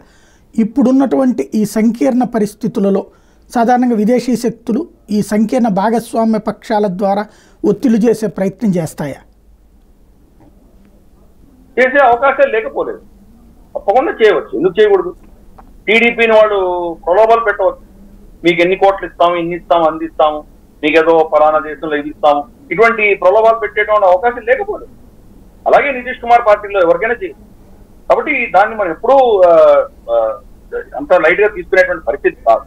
కానీ వీళ్ళకి కూడా పరిస్థితి ఏంటంటే ఈ కూటమిలో ఉన్నటువంటి పార్టీలు కూడా బీజేపీని వదులుకుంటే వాళ్ళ అస్తిత్వం కూడా ప్రమాదంలో పడేటువంటి సూచనలు ఉన్నాయి. ఫర్ ఇన్స్టెన్స్ చంద్రబాబు నాయుడు గారు మొన్ననే జైల్లో ఉండి వచ్చారంటే ఆయన మీద ఆల్రెడీ కేసులు ఉన్నాయి. కాబట్టి మళ్ళీ ఆ కేసులు ముందుకు వచ్చేటువంటి ప్రమాదం ఉంది. వచ్చే 5 ఏళ్లలో ఆ కేసులు మాఫీ చేయించుకోవడమో లేదా కేసులు దానివల్ల మళ్ళీ అతనికి ఎటువంటి సమస్య లేకుండా ఉండవలసిన ఆవశ్యకత ఆయనకు ఉన్నది. కాబట్టి దీన్ని లివరేజ్ గా వాడుకునేటువంటి అవకాశం ఉన్నది. అలాగే మనం చూస్తే కనుక నితీష్ కుమార్ కూడా అక్కడ ఆయన ప్రొహిబిషన్ పెట్టి అక్కడ మద్యపాన విక్రయం మీద ఆయన నిబంధనలు రెస్ట్రిక్షన్స్ పెట్టడం వల్ల ఆ ఎకానమీ మొత్తం దెబ్బతింటది. కాబట్టి ఆయనకు వస్తే కుస్తే చేస్తే కేంద్ర ప్రభుత్వానికి రావాల్సిన పైసలు ఆగిపోతాయి ఒకవేళ వ్యతిరేకంగా పెడితే. కాబట్టి ఏదైనా కానీ కూడా శక్తివంతుడైనటువంటి బలమైనటువంటి పార్టీ ఏదైతే ఉందో వాళ్ళతో కలిసి వెళ్తేనే వీళ్ళకి లాభం. రేపు ఆంధ్రప్రదేశ్కి ఏమైనా రావాలి, ఏమైనా ఫండ్స్ కావాలి అంటే కనుక కేంద్ర ప్రభుత్వానికి వ్యతిరేకంగా ఉంటే వీళ్ళకైతే పైసలు రావు కదా. కేంద్ర ప్రభుత్వంతో మైత్రి పెట్టుకుంటేనే వీళ్ళకి వస్తాయి. వీళ్ళ రీజనల్ పార్టీ జేడీయూ కానీ లేదా తెలుగుదేశం పార్టీ కానీ వీళ్ళ ఇంట్రెస్ట్ అన్ని ఎక్కడ ఉంటాయి? వాళ్ళ రాష్ట్రానికి సంబంధించో లేదా వాళ్ళ వ్యక్తిగతమైనటువంటి లాభాల గురించో వీటి గురించే ఆలోచనలు ఎవరికైనా ఉంటాయి. రాష్ట్రానికి సంబంధించి దేశానికి సంబంధించి అంతర్జాతీయమైన విషయాల్లో వీళ్ళు పెద్దగా జోక్యం చేసుకోరు. రేపు చైనాతో ఏదైనా ప్రతిస్పందన వచ్చిందంటే టీడీపీ దాంట్లో ఏం ఇన్వాల్వ్మెంట్ ఉంటుంది? వాళ్ళకి దానివల్ల వచ్చేది లేదు, పోయేది లేదు. కాబట్టి వాళ్ళు దాని పెద్దగా ఇన్వాల్వ్ అవ్వరు. అలాగే జేడీయూ కూడా రేపటి రోజు అంతర్జాతీయంగా ఏదైనా మనం యుద్ధం చేయాల్సి వస్తుంది లేదా ఇంకేదైనా మేజర్ డెసిషన్ తీసుకోవాల్సి వస్తుంది, వీళ్ళ ప్రమేయం చాలా తక్కువ ఉంటుంది. వాళ్ళ రాష్ట్రానికి సంబంధించి బహుశా వాళ్ళు ఇంకా ఎక్కువ నిధులు అడగవచ్చు లేదా ఇంకేదైనా వెసులుబాటు అడగవచ్చు. అంతకు మించి పెద్దగా ప్రభుత్వం మీద ఉండదు అని నేను భావిస్తున్నాను. ప్లస్ బీజేపీకి స్వతహాగా 240 సీట్లు ఉన్నాయి. ప్లస్ ఈ 2 పార్టీలు జేడీయూ టీడీపీ తీసేసినా కానీ కూడా మిగతా పార్టీలన్నీ కలుపుకుంటే కూడా వాళ్ళకి రమారమి 260 దాకా వాళ్ళకి సీట్లు ఉన్నాయి. ఒక 5-6 సీట్లు కూడా పెద్దగా ప్రమాదం ఏం లేదు. ఒక 2 వైఎస్ఆర్సీపీ, 2 మనకు బిజు జనతాదళ్, ఇటువంటివి ఒక 5-6 మంది వాళ్ళు ఈజీగా వాళ్ళు తీసుకురావచ్చు. కాబట్టి ప్రభుత్వానికి పెద్దగా ఒత్తిడి ఉంటుందని నేను భావిస్తాను. ఏదైనా ఉంటే ఆ ఒత్తిడి ఆ రాష్ట్రాలకు సంబంధించో, ఆ నేతలకు సంబంధించో, వాళ్ళ పార్టీలకు సంబంధించినటువంటి లాభాల కోసం ఒత్తిడి తీసుకొచ్చేటువంటి అవకాశాలు ఉన్నాయి. బహుశా కేంద్ర ప్రభుత్వం కూడా దాన్ని తిరస్కరించలేదు. వాళ్ళకి సమర్థన కావాలి కాబట్టి ఇచ్చిపుచ్చుకోవడాలను ఉంటాయి. దానికి మించి మోదీ ప్రభుత్వానికి, ఎస్పెషల్లీ మోదీ గారికి వ్యతిరేకంగా ఆయన నిర్ణయాలు తీసుకోవడానికి ఆయన ప్రయత్నం చేస్తే ఆ నిర్ణయాలకు అడ్డుకుంటారని నేను అనుకుంటున్నాను. దేశంలో కొన్ని కీలకమైన మార్పులు తీసుకొచ్చే ప్రయత్నం ఆయన చేస్తే కొంత వీళ్ళ వ్యతిరేకత వచ్చేటువంటి అవకాశాలు. For instance 1 nation 1 election introduce చేస్తే కనుక వీళ్ళు మళ్ళీ 2 ఏళ్ళు 3 ఏళ్ళ తర్వాత అటువంటి ఎన్నికలు వస్తే గెలుస్తారా లేదా అని వీళ్ళకు ప్రశ్న ఉండదు. ఆంధ్రప్రదేశ్ లో గత 10 ఏళ్లుగా మనం చూసామంటే కనుక ఏకపక్షంగా ఒక పార్టీకి ఓటేస్తుంది. మళ్ళీ ఎన్నికలు వచ్చేసరికి ఆ పార్టీని ఆమూలాగ్రంగా పెగిలించి ఇంకో పార్టీకి ఓటేస్తుంది. రేపు 5 ఏళ్ల తర్వాత బాబు గారిని కంప్లీట్ గా తీసేసి మళ్ళీ జగన్ తీసుకురారని ఏమి మనకు దానికి కరెక్ట్ గా చెప్పలేము. కాబట్టి ప్రజలలో ప్రభుత్వాల పట్ల వ్యతిరేకత చాలా దీర్ఘంగా, చాలా డీప్ గా ఉంది అని అర్థం చేస్తుంది. అటువంటి పరిస్థితుల్లో మరి 1 నేషన్ 1 ఎలక్షన్ కి బాబు గారు ఒప్పుకుంటారు లేదని పెద్ద ప్రశ్న. అలాగే జ్యుడిషియల్ రిఫార్మ్. ఈ రోజు జ్యుడిషియరీలో ఉన్నటువంటి జడ్జిలందరూ కూడాను చాలా మటుకు గత ప్రభుత్వాలు అపాయింట్ చేసినటువంటి వాళ్ళే ఈ రోజు పెద్ద పదవుల్లో ఉంటున్నారు. లేకపోతే మనం చూసాము, మనకు ఏదైతే మనీ లాండరింగ్ చట్టం ఉందో దాంట్లో ఇంటరిమ్ బెయిల్ అన్న కాన్సెప్ట్ లేకపోయినా కానీ కూడా, బెయిల్ గురించి అర్థించకపోయినా కానీ కూడా కేజ్రీవాల్ ఎందుకు వదిలిపెట్టారు ఎలక్షన్ క్యాంపెయిన్ చేసుకోమని? మరి కేజ్రీవాల్ వదిలిపెట్టినప్పుడు హేమంత్ సోరెన్ ఎందుకు వదిలిపెట్టలేదు? కవితను ఎందుకు వదిలిపెట్టలేదు? మరి కవిత కూడా వచ్చి క్యాంపెయిన్ చేసుకోవచ్చు కదా ఆవిడ. అలాగే మరి అమృత్ పాల్ సింగ్ ఎందుకు వదిలిపెట్టలేదు? లేదా ఇంజనీర్ రషీద్ ఎందుకు వదిలిపెట్టలేదు? వాళ్ళు ఎంపీ సీట్లు గెలిచారు కూడా కదా. కాబట్టి ఈ నిర్ణయాలు ఏకపక్షంగా చాలా 1 సైడెడ్ గా ఎలా ఉంటున్నాయో మనం చూస్తున్నాం. కోర్టుల ప్రభావం మనం చూస్తున్నాం. కాబట్టి జ్యుడిషియల్ రిఫార్మ్స్ ఆయన తీసుకొస్తే దాన్ని కూడా వ్యతిరేకించేటువంటి అవకాశం లేదు. దేశ అంతర్గతమైన వ్యవహారాల్లో ఏమైనా మార్పు తీసుకొస్తే కొంత అపోజిషన్ ఉండి తీరుతుంది నేను అనుకుంటున్నాను. కొన్ని విషయాలు ఉండకపోవచ్చు, కొన్ని విషయాలు ఉండదు. అలాగే మనకు ఎలక్టోరల్ రిఫార్మ్. రేపటి రోజు కనుక మనకు ఓటింగ్ అన్నది బయోమెట్రిక్, మీ పేరు ముద్రనో లేదా కంటి చూపుతోటో మీరెవరు అని నిర్ధారించి అప్పుడే మీరు ఓటు వేయగలరు అన్నటువంటి కనుక మార్పు తీసుకొస్తే బోగస్ ఓటింగ్ రమారమి మాయమైంది. అటువంటి పరిస్థితుల్లో మరి కొన్ని పార్టీలు, కొంతమంది నేతలు ఎవరైతే ఉన్నారో ఈ దేశంలో లేనటువంటి వాళ్ళు ఓట్లు కూడా ఇక్కడ పడుతున్నాయో మరి వాళ్ళ పరిస్థితి దాన్ని కూడా ఒప్పుకుంటారా? ఇటువంటి సమస్యలు ఉన్నాయి, అంతర్గతమైన సమస్యలు ఉన్నాయి. అంతర్గతమైన సమస్యలకి మరి క్రమేపీ ఏదో ఒక మేజర్ రిఫార్మ్స్ కాకుండా చిన్న చిన్న రిఫార్మ్స్ చేసుకుంటూ పైకి వెళ్తే కనుక అది బహుశా పనిచేసేటువంటి అవకాశాలు ఉన్నాయి. మనకు అంతర్జాతీయంగా చూస్తే కనుక మోదీ గారిని అపోజ్ చేసేటువంటి పరిస్థితి అయితే నాకు ఈ పార్టీలో ఎవరు అపోజ్ చేస్తారో నాకైతే అనిపిస్తుంది. రైట్. నియోజకవర్గాల పునర్విభజన అన్నటువంటిది ఈ టర్మ్లో జరిగి సంఖ్య పెరగటం ఇట్లాంటిదంతా కూడా ఉంది కదా, దాని ఇంపాక్ట్ ఏ విధమైనటువంటిది ఉంటుంది? ఇది తప్పకుండా ఇంపాక్ట్ ఉంటుంది. ఇది మరి విభజన అన్నది అదేది ఉందో రీఆర్గనైజేషన్ అన్నది ఏ అంశాల ఆధారంగా చేస్తారు అన్నది కూడా. ఎందుకంటే హ్యూమన్ డెవలప్మెంట్ ఇండెక్స్ అంటారు, HDI అంటారు. దాని ప్రకారం మీకు కుటుంబం చాలా తక్కువ సంఖ్యలో ఉండాలి, మీ ఉద్యోగ అవకాశాలు ఎక్కువ ఉండాలి, మీ చదువులు చాలా ఉన్నత స్థాయిలో ఉండాలి, అలాగే లా అండ్ ఆర్డర్ చట్టాన్ని గౌరవించేటువంటి సంస్కృతి ఎక్కువ ఉండాలి. ఇటువంటి కొన్ని పారామీటర్స్ ఉన్నాయి. ఈ పారామీటర్స్ అన్ని పరిగణనలో తీసుకుంటే దక్షిణ భారతదేశంలో HDI అనేది చాలా గణనీయంగా ఉంది. ఉత్తర భారతదేశంలో ఎస్పెషలీ బీహార్, ఉత్తరప్రదేశ్ లాంటి ప్రాంతంలో ఇవి చాలా అస్తవ్యస్తంగా ఉంది.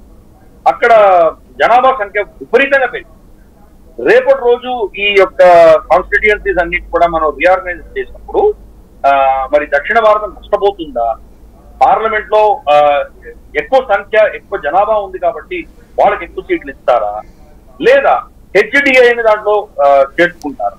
HDI ఎక్కువ దానికి పెద్దపీట వేసి పాపులేషన్ జనాభా మాత్రమే ఆధారంగా కాకుండా ఈ రెండింటి యొక్క మిశ్రమంతో నిర్ణయం తీసుకుంటారా?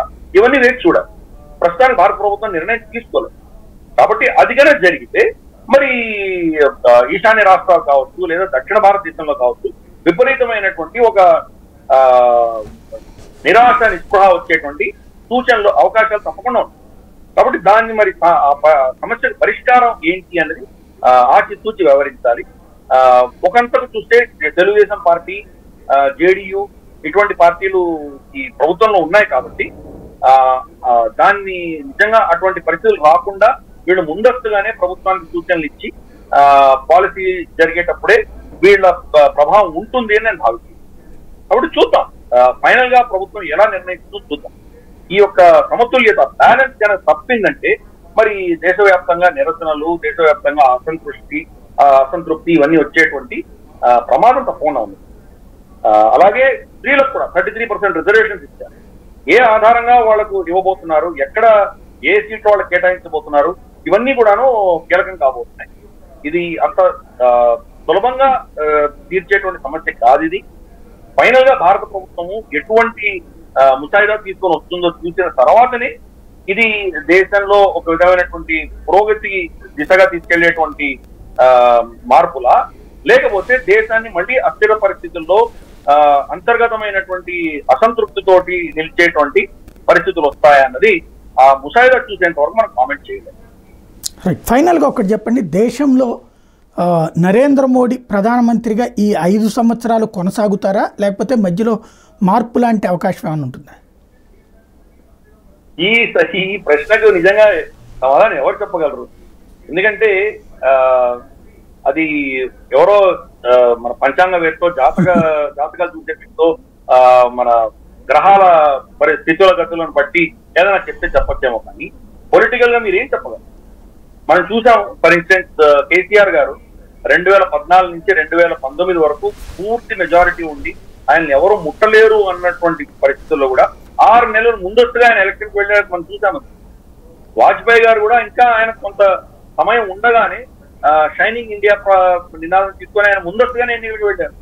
కాబట్టి ఎవరు ఎట్లా నిర్ణయిస్తారన్నది మనం చెప్పడం చాలా కష్టము. మోదీ గారు అఫీషియల్ గా చెప్తోంది అంటే నేను 5 ఏళ్లు పరిపాలన చేస్తానని స్పష్టంగా చెప్పారు. మధ్యలో ఏం జరుగుతాయో మనం చెప్పలేం. ఇందాక మీరు అన్నట్టు కాన్స్టిట్యూయన్సీ రీఆర్గనైజేషన్ వచ్చినప్పుడు పరిస్థితులు ఎలా ఉంటాయో మనకు తెలియదు. 1 నేషన్ 1 ఎలక్షన్ ఒకవేళ కనుక నిజంగా తీసుకొస్తే మరి అప్పుడు పరిస్థితులు ఎలా ఉంటాయో మనకు తెలియదు. ఇంత లోపల ఆయనకి ఏమైనా వ్యక్తిగతంగా ఏమైనా అవుతే మనకు తెలియదు.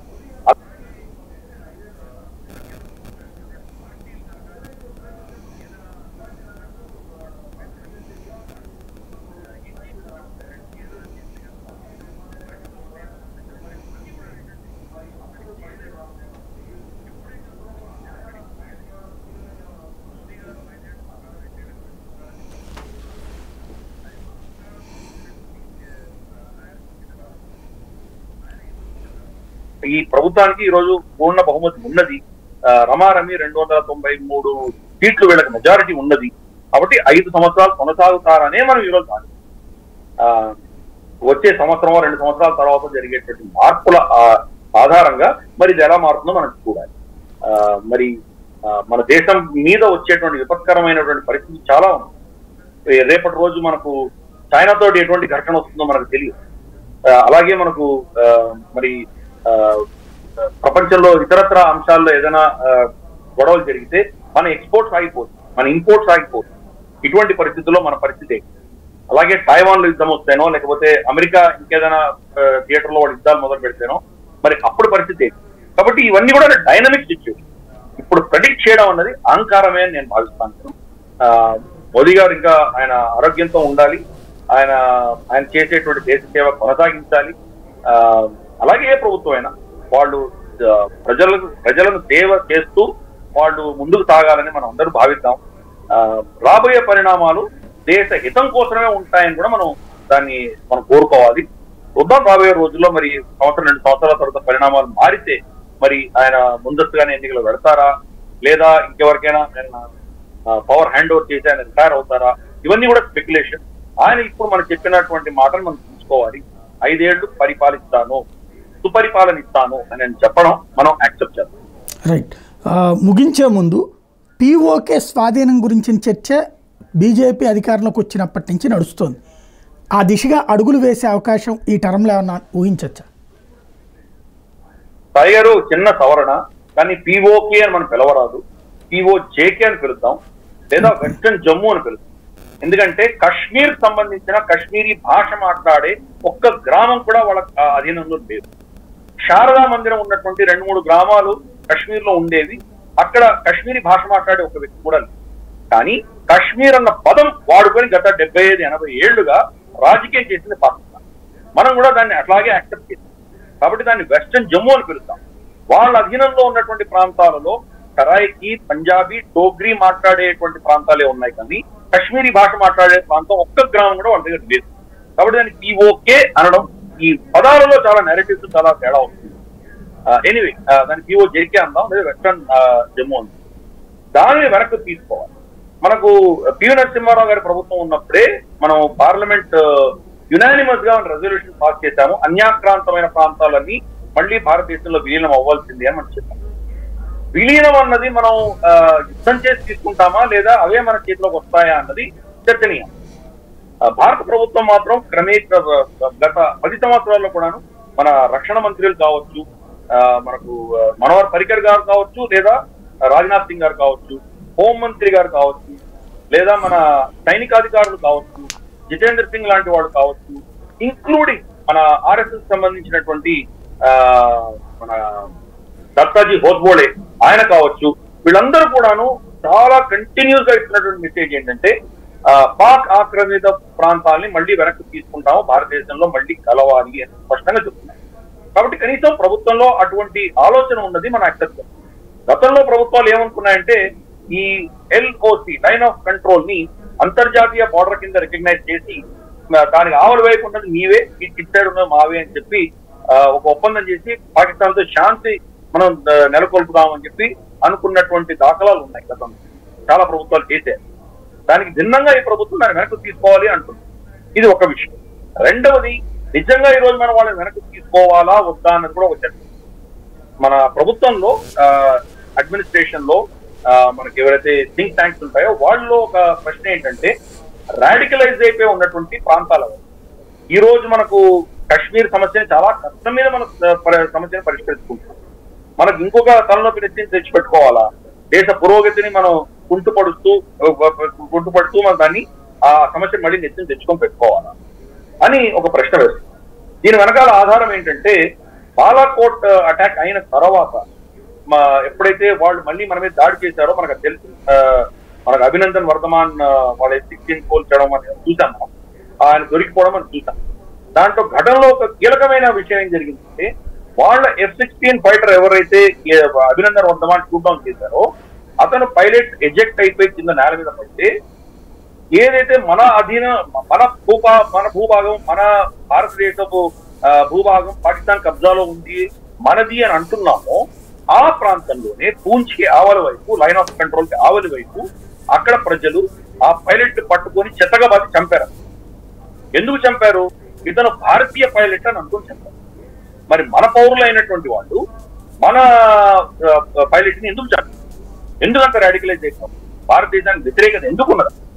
కాబట్టి అటువంటి వాళ్ళు మరి భారతదేశంలో విలీనం అవ్వాలా? ఈ రోజు అక్కడ నినాదాలు వింటున్నాం. ఆర్ పార్ జోడ్దో, కార్గిల్ రస్తా ఖోల్దో అని అడుగుతున్నాం. మేము భారతదేశంలో విలీనం అవుతామని చెప్పి నినాదాలు వింటున్నాం. ఎందుకంటున్నారు? ఈ రోజు వాళ్ళకు తినడానికి తిండి లేదు, వాళ్ళకి మందులు లేవు, కుక్క కాటుకు మందులు లేవు, వాళ్ళకు వెళ్ళడానికి రోడ్లు లేవు, ఎలక్ట్రిసిటీ లేదు. వాళ్ళ ప్రాంతంలో జనరేట్ అవుతున్న ఎలక్ట్రిసిటీని కూడా వాళ్ళకు ఉచితంగా ఇవ్వాల్సింది పోయి వాళ్ళకి యూనిట్ కి 60-70 రూపాయలు ఛార్జ్ చేస్తుంది పాకిస్తాన్ ప్రభుత్వం. దానికి వ్యతిరేకంగా భారతదేశంలో వెళ్తామని అంటున్నారు. మన మీద ప్రేమతో కాదు, గత 75-80 ఏళ్లుగా మనకు వ్యతిరేకమైనటువంటి ఒక హేట్రెడ్, ఒక విధమైనటువంటి వ్యతిరేకత వాళ్ళలో విషంగా నింపినటువంటి సమాజాన్ని రేపు పొద్దున తీసుకుందామా? కాబట్టి ఇది తీసుకోవాల్సిన నైతిక అధికారము, పొలిటికల్ కాన్స్టిట్యూషనల్ అధికారం మనకు ఉండదు. కానీ ఏ పద్ధతిలో తీసుకోవాలి అనేది మనం ఆలోచన. బహుశా అక్కడ మనం చాలా ఇన్వెస్ట్ చేయాలి. అక్కడ ఉన్నటువంటి భారతదేశాన్ని సపోర్ట్ చేస్తున్నటువంటి శక్తులను మనం సమర్థించాలి. అక్కడ పాకిస్తాన్ వ్యతిరేకంగా ఉన్నటువంటి వాళ్ళు బహుశా భారతదేశం అంటే ప్రేమ లేకపోయినా పాకిస్తాన్ వ్యతిరేకంగా ఉన్నటువంటి శక్తులను మనం సమర్థించాలి. తర్వాత అడ్మినిస్ట్రేటివ్ పరంగా కూడా మన జమ్మూ కాశ్మీర్ అసెంబ్లీలో కావచ్చు, లేదా మన పార్లమెంట్ లో కావచ్చు, ఈ అన్యాక్రాంతమైనటువంటి ప్రాంతాలలో ఉన్నటువంటి అక్కడి నుంచి వలస వచ్చినటువంటి వాళ్ళకు రిప్రజెంటేషన్ ఇవ్వాలి. వాళ్ళని నామినేట్ చేసైనా మనం మన చట్టసభల్లో పెట్టాలి.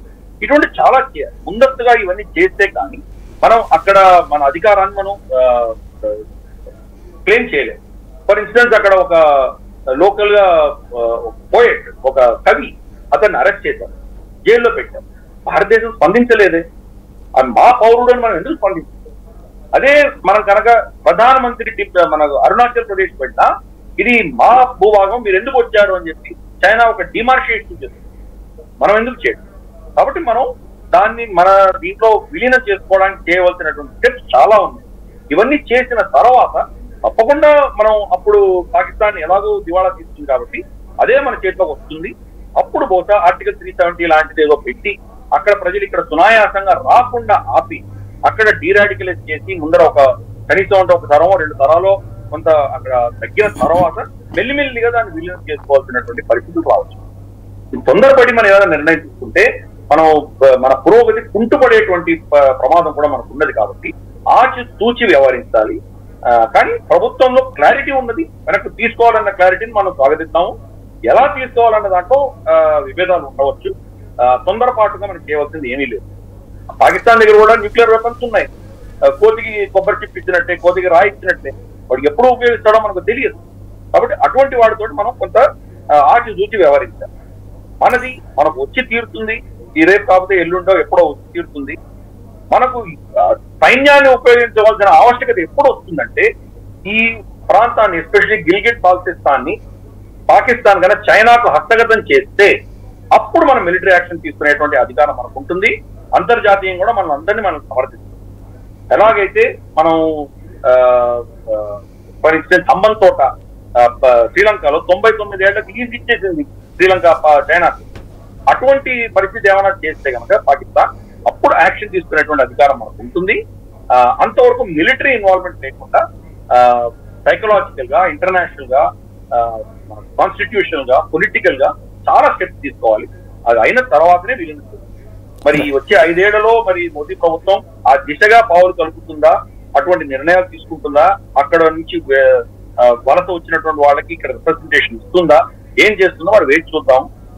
వాళ్ళు చెప్పిన మాటలు బట్టి చూస్తే కనుక ఆ దిశగా కొన్ని ప్రయత్నాలు మాత్రం తప్పకుండా చేస్తారు అని నేను థ్యాంక్ యూ వెరీ మచ్ అండి గిరిధర్ గారు, మంచి సమాచారం అందించినందుకు. ఇది పరిస్థితి. ఓవరాల్గా అయితే సరిహద్దు ప్రాంతాలలో వివాదాలు, వాటికి సంబంధించి సున్నితమైనటువంటి అంశాలు ప్రస్తుతం మన ముందున్నాయి. పరిష్కారాలు అన్నటువంటిది కాలం నిర్ణయించాల్సి ఉంది.